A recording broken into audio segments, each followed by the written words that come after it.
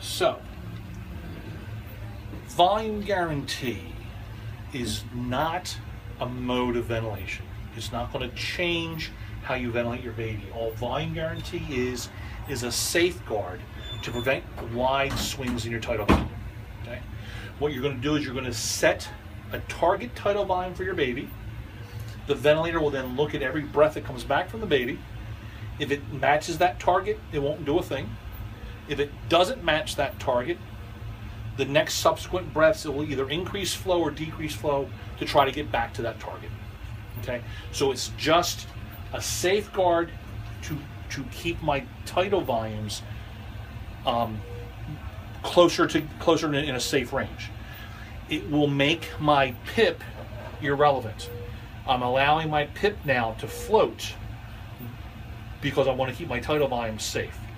Okay? So, it's easier to show it than it is to describe it.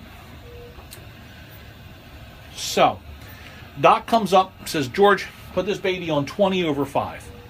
You put this baby on 20/5. I'm just going to go in here real quick. You didn't see me do this.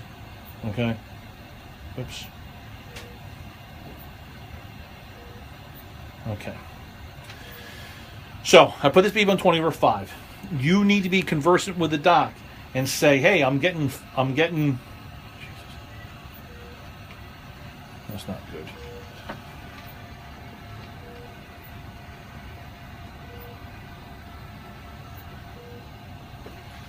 I'm getting 4.8 cc's per kilogram. We want to be between 4 and 6.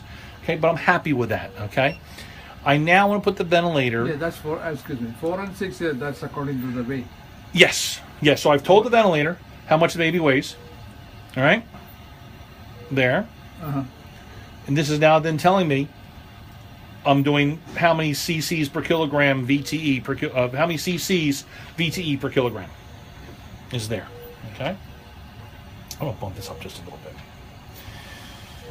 Okay, so what I want to do is I'm going to tell the ventilator that I want to keep in this range. And this range is being created by this VTE here. Okay, so it's always VTE. So what I'm going to tell the ventilator is I'm going to use this VTE as my target. All right, so I'm going to go into my mode screen, and there's volume guarantee. Now watch what happens when I hit volume guarantee. Watch what happens down here. It turns to tidal volume. This is my target tidal volume. I've told the ventilator, look at every breath that comes back from my baby. If it's 7 cc's, don't change a thing. If it's less than 7 cc's, next breath, add some more flow, add some more flow, add some more flow.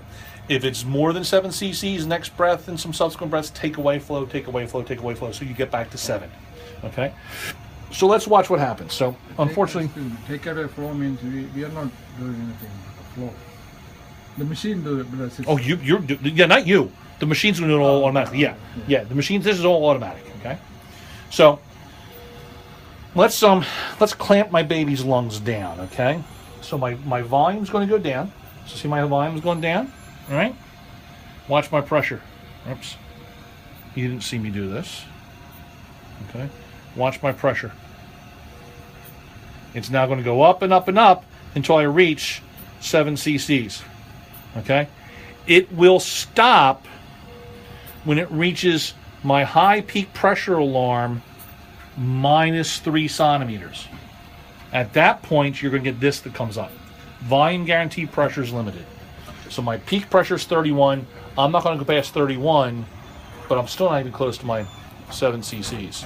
So the question I have to do now as a clinician is, which is more important to me? Keeping my 7 cc's or keeping my safe high pressure limit? Yeah, but that peak pressure is also high for babies, isn't it? That peak pressure is high. Which is more important to a baby? Which damages a baby's lung more? High peak pressures or low tidal volumes? Yeah, but I would tell you low tidal volumes. So this is a volume. bad example because this is fairly high. I mean, this is a bad. If I have my test line, they have my little things on it. But watch what. Let's do it reverse. Let's say I've set up my target here, okay, and now my baby's I surfactant my baby. Watch my tidal volume, right? All right, my tidal volume's going really high. it's going to then change my flows until I reach back to 7. So my PIP is now all over the place. Okay, my PIP's going to float. My PIP becomes irrelevant. Okay, I don't even have a PIP on here. I still have my peak and spirit pressure here. Okay, it's still there. So I know that if I come out of VG, that's what's going to go back into. But it's become irrelevant at this point. Oh, okay. So This. when they order it, So what we think, we're talking with the docs. So this is what they're going to do. They're going to say, put this baby on volume guarantee with a target of 7 cc's. They're going to say this baby's 1.5 kilos. I'm going to target 7 cc's tidal volume.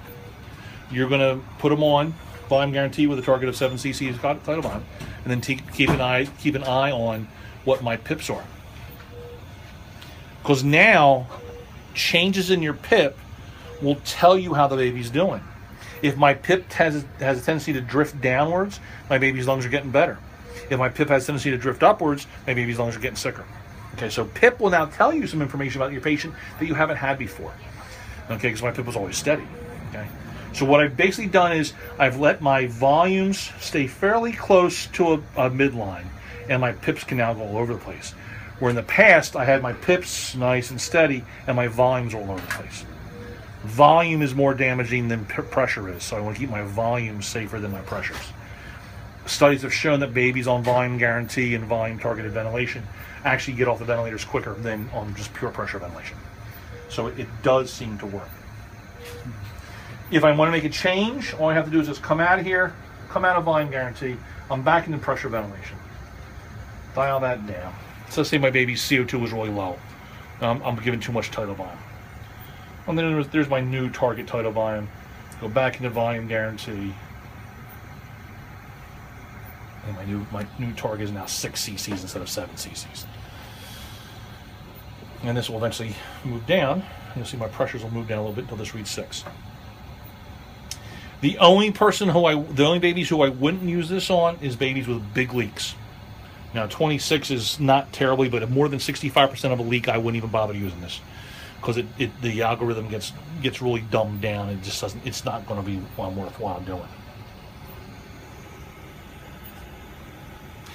In your blood gas lab is a binder, a new one. Oh. It has this step by step. So if you want to put it on, it will take you step by step on how to do it. It also does non-invasive and nasal CPAP too. So everything we just went over, it has pictures of the screens and it'll tell you exactly what to do. And that's volume guarantee, guys.